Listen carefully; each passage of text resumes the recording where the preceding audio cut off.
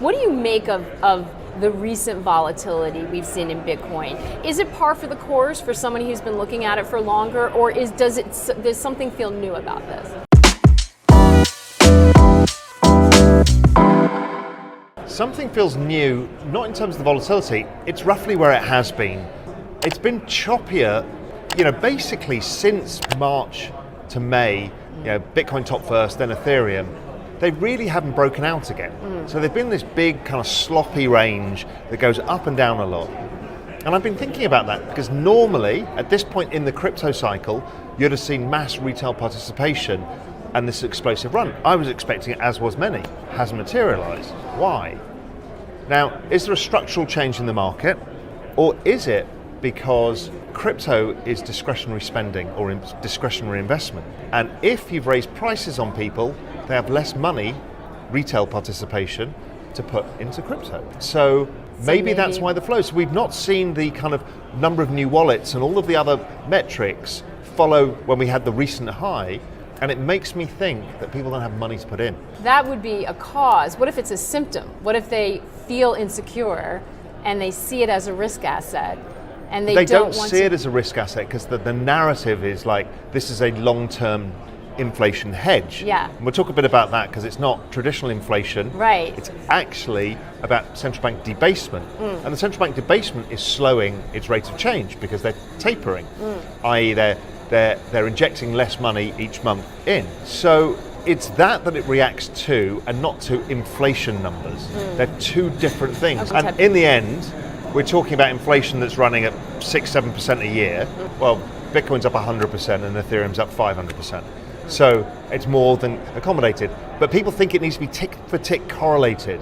Yeah. It doesn't work that way. Yeah. What it is a long-term method for sidestepping the devaluation of fiat currency, along with, more importantly, a call option in the future of technology and Web3 and all of the new things that are being built. I think we're looking at it too short-term time horizon, but maybe it's still this factor of discretionary spending. How much money can you put in? Can you put your $100 a month into your crypto portfolio, or is that now going in the gas tank of your car and on your grocery bill? That's a meaningful difference to people, and the same will affect equity markets.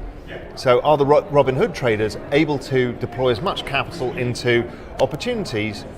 The answer is probably not. I think it's actually pretty intelligent how they've used options and caught onto options. Don't forget, this generation of 30-something-year-olds, the Millennials, got screwed over by the system. They have massive debts from education. They have no ability to buy property. They have no upside. They've got all-time record valuation in equity markets, real estate markets, bond markets.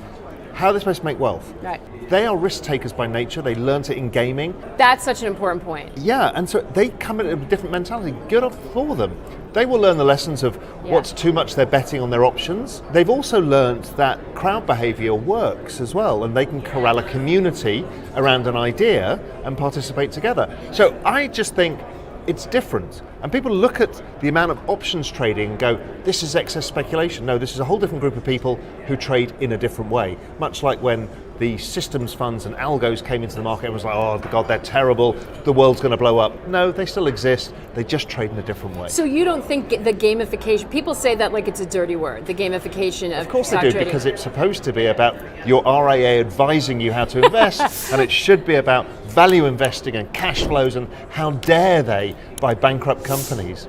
Wow. I'm sorry, but nobody has the right to tell them what they should or shouldn't do. Yeah. That's the point of democratization. Yeah. Raoul, I've been dying to ask in a DB, have your views on the retirement crisis changed, evolved since you made the original video? Yes, and it's too long for this. But one thing is the pension system is less underfunded, but the reality is if you've debased the currency, your actual dollar is worth less in terms of stuff. So it looks less underfunded because assets have gone up, but the reality is the purchasing power of those assets hasn't increased.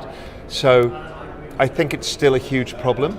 I think the baby boom generation will diversify out of those assets. What I did not see was the Robin Hood traders. I knew it was coming to crypto, and I said that in the first thing, and this is the big opportunity, and those guys have taken that. I didn't think they were going to use options as another way of participating in the market. So yes, it's changing. Yeah. But what I'm seeing is the millennials are taking risks in a way that is intelligent for them, because Right. they've got nothing to lose. Right.